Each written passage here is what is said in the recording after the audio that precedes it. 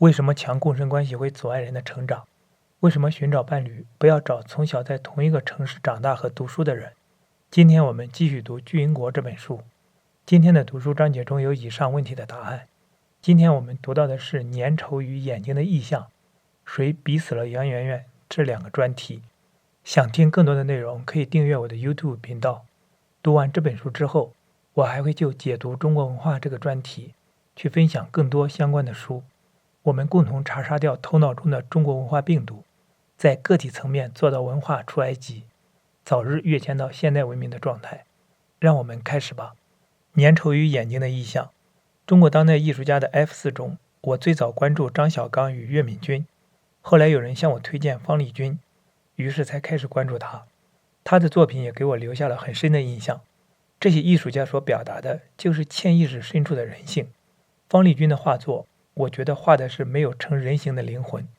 任何一个人都需要至少一个有饱满链接的关系作为容器，这个容器允许他的能量在其中流动，并在这个关系中得以塑形。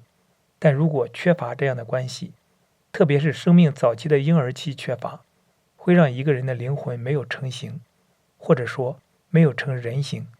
他的一组男人在水中苦游的作品，让我想起一个宅男来访者常做的梦。他在粘稠的像糖浆一样的液体中游泳，但液体的粘度太重了，他的手脚就像被绑住了一样难以伸展，以至于像是慢动作。咨询中，我问这位宅男，像糖浆一样的液体让你想到了什么？他首先想到的是妈妈的爱，妈妈的爱就像糖浆，接着又想到他对妈妈的愧疚，妈妈的爱太沉重了。妈妈多次说过，我的生命中只有你。其实他是有父亲的，但妈妈和父亲的关系很疏离。我的生命里只有你。当一个妈妈这样对儿子讲话时，她的意思是我和你是共生在一起的。玛格丽特·马勒说，6个月之前的婴儿处于正常共生期，也就是只有对6个月之前的婴儿来说，共生才是正常的，之后的共生都是病态共生。共生本来是6个月之前的婴儿的正常需求，但在这个宅男妈妈那里变成了妈妈的需求，于是不再是儿子想和妈妈共生在一起，而主要是妈妈想和儿子共生在一起了。但是随着长大，孩子就会从共生走向独立，越来越渴望离开妈妈的怀抱，进入到广阔的世界中去。这位宅男也不例外。可是当他流露出哪怕一丝一毫想离开妈妈的意思，他的妈妈就会表现得痛不欲生。这导致了他对妈妈的强烈内疚，生命的根本动力驱使他想离开妈妈。这时他发现妈妈会活不下去，可不管妈妈多痛苦，他还是想离开妈妈。虽然事实上并没有做到，因为他想离开的动力就像是攻击了妈妈一样。你看妈妈多么痛不欲生，于是他变得非常内疚，并且从更深层面来看，其实他潜意识中有杀母的强烈动机。我就是想离开你，如果离开你你会死，那么你就去死吧。这份动力也带给他强烈的内疚。所以对他而言，妈妈的共生渴求像粘稠的糖浆一样粘住了他的手脚，让他动弹不得。如果你有类似的梦或类似的感觉，那很可能都意味着你还处于和某个人的共生关系中，而这个人最容易是你的伴侣，但最初或潜意识深处大多是你的妈妈。可以说，如果妈妈不能和孩子分离，而将孩子当作自我的一部分，那孩子的心里会是混沌的，没有分化的，是你我不分的。一次咨询中，有来访者突然感觉到他半陷于粘稠的泥塘中拔不出来。同样的，他想到了妈妈，妈妈明确表达他下半辈子就要跟着他了。粘稠液体的原型应该是妈妈子宫里的羊水。粘稠液体的梦与意象是他们人生的比喻。他们做很多事情时都会感觉到仿佛被什么粘着似的，难以展开。他们会对妈妈或者被他们投射为妈妈的人，比如伴侣、孩子或者领导，保持着极大的忠诚。同时很有意思的是，为了和这种共生对抗，他们也会发展出一系列他们自己意识不到的防御方式，来阻挡任何人进入他们的心。我们需要被看见，而那必须是带着理解、爱和接纳的眼睛，并且看见的也是我们自身，而不是对方的想象。但是，在中国式的粘稠关系场中，我们遇到的眼睛和我们自己的眼睛，大多是苛刻的、评判的、不够友好的眼睛，最差的也是有很多要求的眼睛。也就是说，你必须符合他的期待。比如，中国式春节中，如果年轻人回家，势必会被七大姑八大姨盘问：你恋爱了吗？你结婚了吗？你挣了多少钱？粘稠的关系场中，常常是你什么都还没有做，就已经累到不行了。因为很多能量，在你还没有觉知的情形下，紧张地应对着那些盯着你的眼睛，所以有了所谓的过年后综合症。对太多人来说，回家过年其实没有回到港湾的味道，相反，等回到小家庭和单位后，反而是很大的放松。粘稠关系场很容易导致一个现象：你不能出错，稍有差错，那些眼睛便会不高兴。如果发现自己特别不能接受自己的出错，那意味着你行动的空间非常狭小。觉知到这一点，可以试试让自己犯一些错，理性上和事实上无伤大雅的错误。自己对自己说没关系，由此多伸展一点自己的手脚。从骨子里，我们都由衷希望别人满意，特别是自我还没有成型的人。他人是自己的镜子，一举一动是否有意义，都取决于镜子如何看待它。镜子这么重要，我们很容易直接要求镜子按照我们的感觉回应自己，这就对镜子那另一个活生生的人来说构成了强烈的制约。如果对方的自我也没有成型，他们就会相互绞杀。你是否感觉被谁紧紧地盯着？稍有不如意，对方就会极其不高兴，甚至敌意大爆发。你是否也在用挑剔的眼睛紧紧地盯着对方？你密集的盯视也会给对方构成巨大的压力。常见的一种伴侣模式，双方都战战兢兢地应对对方，但同时自己又构成了对方战战兢兢的原因。谁逼死了杨圆圆？天涯网友午后的水妖有这样一段留言：我一直难以想象，这30多年来他是怎样度过的。因为母亲时刻不离左右，他没有私人空间，没有个人时间，没有自身情感的小小角落。母亲似乎已经成为他今生今世无法摆脱的另一半，所以他无法去寻找自己的另一半，也无法开始恋爱。他走到哪里都要带上并不年迈也没有疾病的母亲，始终活在母亲的监管和控制之下。从个人选择的角度看，他几乎从没有获得一个成年人应有的权益，而这恰恰是被孝道文化所剥夺的。天涯杂谈在多年的时间里，也许可以成为中国的第一媒体。许多人到这里申冤，而其他地方未必有这个机会。他们中的极少数人不仅得到充分关注，甚至冤情也被化解，但也有很多的冤情被证明是谎言，而他们的申冤最终也演绎成一个笑话。2009年轰动天涯的杨圆圆之死也有类似的发展轨迹。先是有人到天涯上发帖子，说上海海事大学强势地逼死了一心想进校的贫困硕士生杨圆圆。这个帖子在很长的时间中都赢得了广大网友的同情，但同时不断有网友发现这个帖子的漏洞，且不断有新的事实呈现，最终多数网友都转向了发帖者的对立面。杨圆圆之死是一个凄惨的悲剧，死亡是一个难以承受的重量。就死亡说话时，需要背负着这个重量，质疑者需要相当的勇气和智慧。但同时，发帖者也引入了宏大的话题，很符合民间想象系统。第一是尽孝，第二是贫困的个人与强势的大学。尤其是后一个宏大的话题，有相当的迷惑性，这就直接导致不仅无数的网友会被诱导，甚至多数媒体也被诱导。但在这个最火热的媒体天涯论坛上发帖子真的要小心，因为这里既有法国社会学家勒庞所说的乌合之众，也有明眼人，并且几乎所有的相关人士都有可能上网，所以必定会有各个角度的声音，各个层面的事实涌现。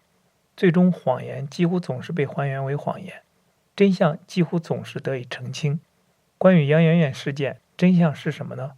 真相是，与其说这是一个贫困个人在缺乏温情的社会中挣扎，这样一个宏大的话题，不如说这就是一个家庭悲剧，一个个人成长的悲剧。宏大的话题，贫困个人与冷漠社会的抗争，杨媛媛死于11月26日清晨。她在学校宿舍的洗手间，用一条毛巾和一个枕巾接在一起，一头绑在水龙头上，一头套在自己的脖子上，而她蹲在地上，用这种难以想象的方式，痛苦地结束了自己的一生。杨媛媛为什么会自杀？对于这一点，首先将此事捅上天涯论坛的网友带岗游民说，是冷漠的校方逼死了杨媛媛。他发帖子称，杨媛媛的母亲汪瑞玲因为下岗且所住的家属楼被关闭，所以无处可去，于是跟着女儿一起到了上海。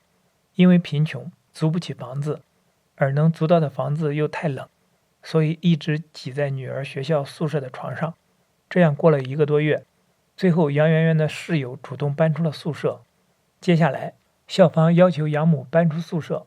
当杨媛媛母女哀求时，一个官员说了很伤人的话，没钱读什么书，并且宿管阿姨高某还威胁说，如果养母不搬出去，杨媛媛就别想拿到学位证和毕业证。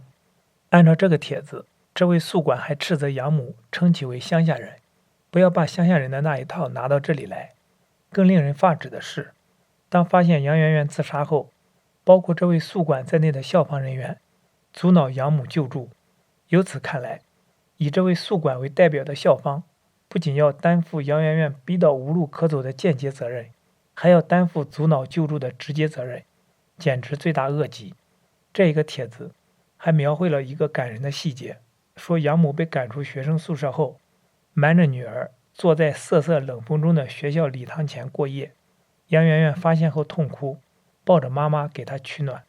这些细节最终一一被驳倒，或至少被指出只是杨媛媛家的一面之词。有网友最后整理出这个帖子中所有不靠谱的地方，例如：第一，母亲瞒着女儿坐在瑟瑟冷风中的学校礼堂前过夜，假的；第二，在租房子还没有着落时，学校突然强行撵人，假的；三，学校没有给养母安排住所，假的；四，杨家极度贫困，假的；养母有退休金，杨媛媛略有积蓄。第五，在找房没有着落时，校方相关人员不断给杨媛媛施压，致使其5天5夜没有合眼，杨媛媛的精神彻底崩溃绝望，假的；第六，学校没有提供勤工俭学的岗位，假的；杨媛媛是湖北枝江人，大学本科就读于武汉大学。网友待业游民称，2001年杨媛媛读大3时，养母所在的军工厂要搬迁，所以失去住处，于是他来到女儿宿舍，和女儿挤在一张床上。数个月之后，托一个老师的关系，住进了一间只有一张桌子的闲置房。武汉大学如此有情义，越发衬托了上海海事大学的冷漠。但是这一细节并不可靠。有知情的网友发帖子称，说家乡没住的是假的，404厂家属区现在还在，住着1/3以上的职工。说在武汉大学时就一起住宿舍也是假的。武汉大学的同学出来告诉我们，汪瑞玲当时在宿舍旁边的出租屋住，甚至一些不是很关键的细节也变得不可靠了。杨媛媛家称，杨媛媛当年以优异成绩考入武汉大学经济学系，但网友称这是假的。事实上，杨媛媛考入的是另一所学校，只是在毕业前，这一所学校并入了武汉大学。一个个人悲剧或家庭悲剧，澄清这些细节后，最关键的细节就成了解读这一事件的钥匙。这一关键的细节就是，从杨媛媛大3起，养母就和她女儿住在了一起。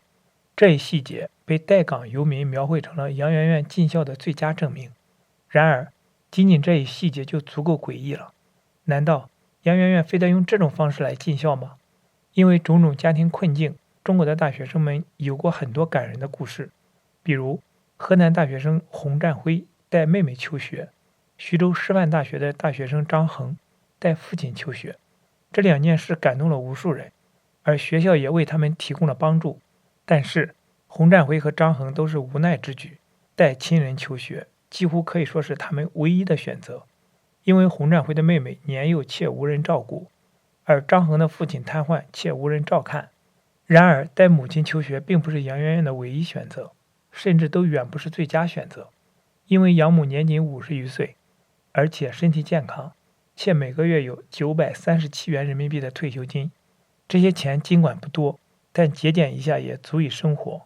并且，更重要的是，有网友已经指出，养母并不是无处可住，她在单位仍有宿舍。就算这一说法不成立，假如养母能去找一份家政这样的工作，养活自己也是绰绰有余。那么，为什么身体健康、有生活能力和退休金的养母，非要和杨媛媛住在一起呢？而且是用和女儿挤在学校宿舍同一张床上的方式？这是杨媛媛的尽孝需要，还是养母自己的需要？心理学有一个术语叫共生，可以很好的解释养母的这一行为。共生就是指两个人无法离开彼此，他们之间或许会有很多痛苦甚至仇恨，但就是无法离开，而要紧密病态地纠缠在一起。发展出这一术语的心理学家玛格丽特·马勒说，对于6个月前的婴儿，共生是正常的，之后的共生都是病态的。常见的病态共生现象多见于情侣和亲子这两种关系。所不同的是，如果是情侣关系，他们是相对平衡的，因为两个成年人的力量是相匹敌的。但如果是亲子关系共生，那常常是失衡的。这首先会是父母的需要，父母从心理上离不开孩子。假如孩子离开，就像失去自我一样，会有空虚感，找不到存在感，所以会死死抓住孩子不放。对于孩子而言，他们常常在意识上会认为这是自己应该做的，但他们的内心会非常痛苦，会渴望走向独立，但意识上会认为走向独立是错误的，甚至他们自己都不接受自己走向独立的动力。从杨媛媛的经历来看，离开母亲走向独立，一直是一个重要的动力。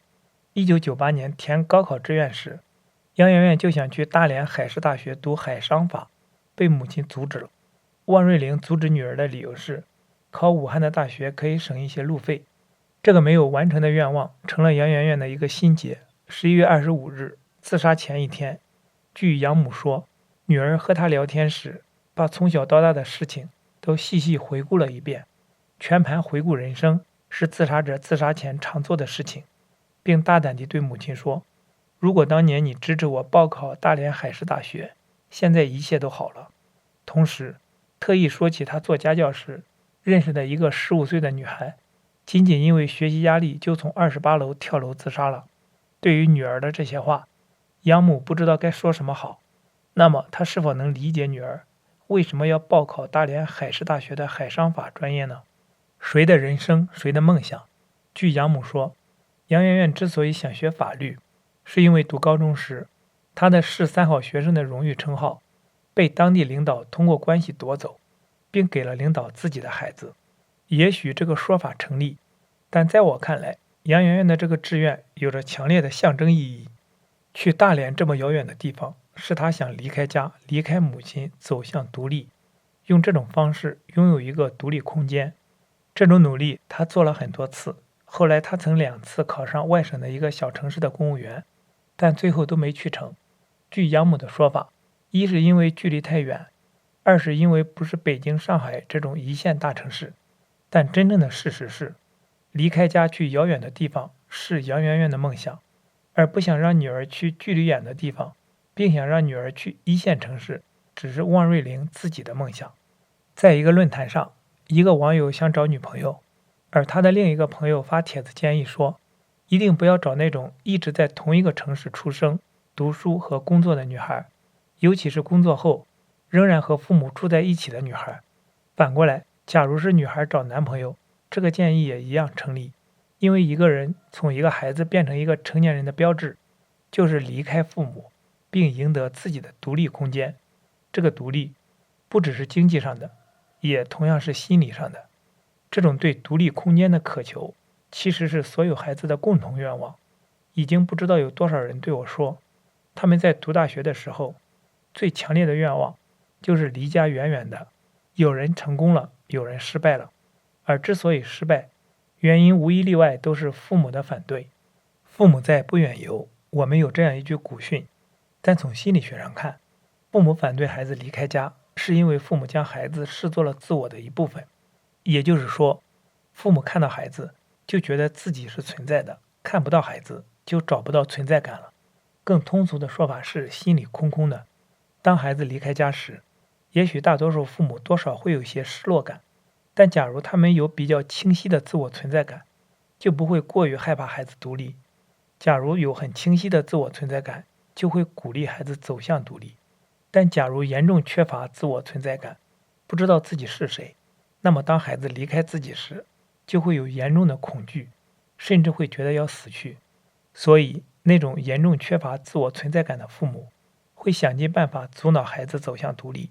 他们也不想让孩子和自己有任何界限，他们在追求一种幻觉：我就是你，你就是我。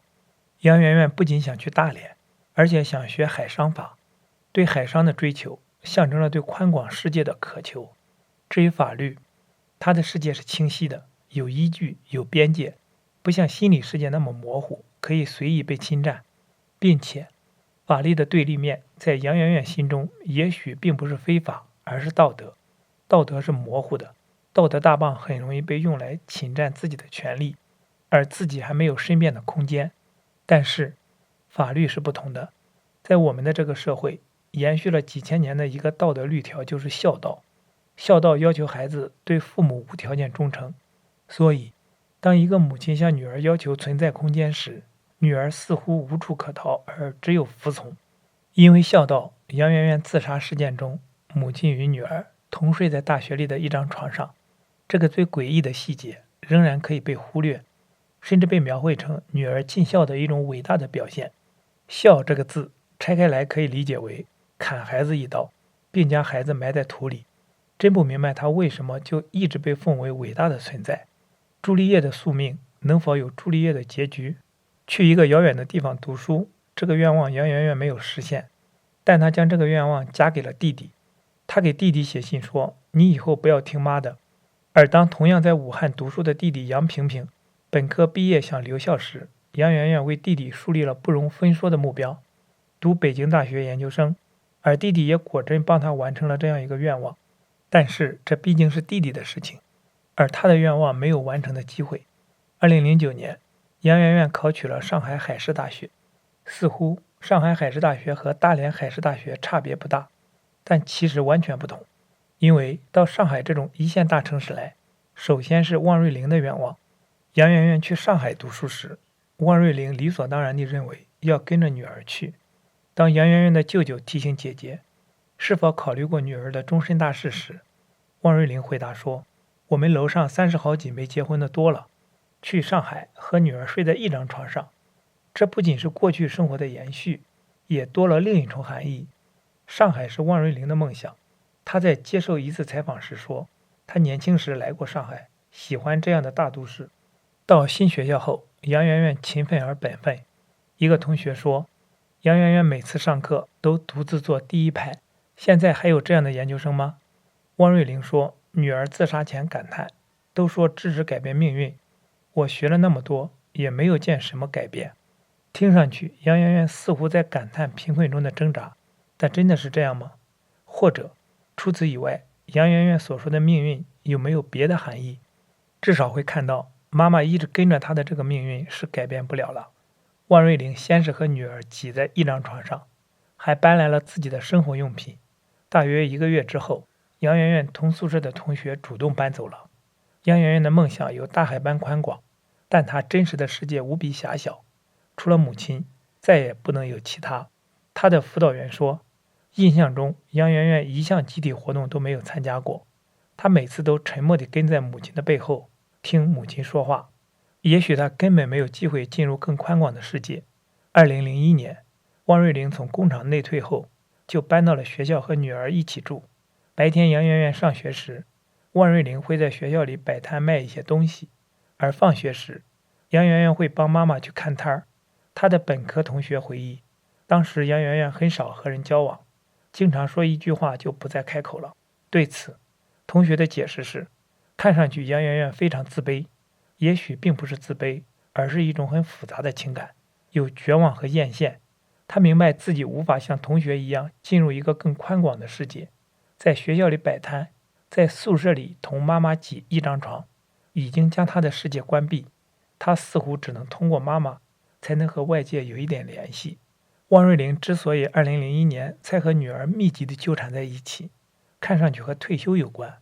之前她有工作可以寄托，有同事可以交谈，但退休后，她的世界狭小了很多。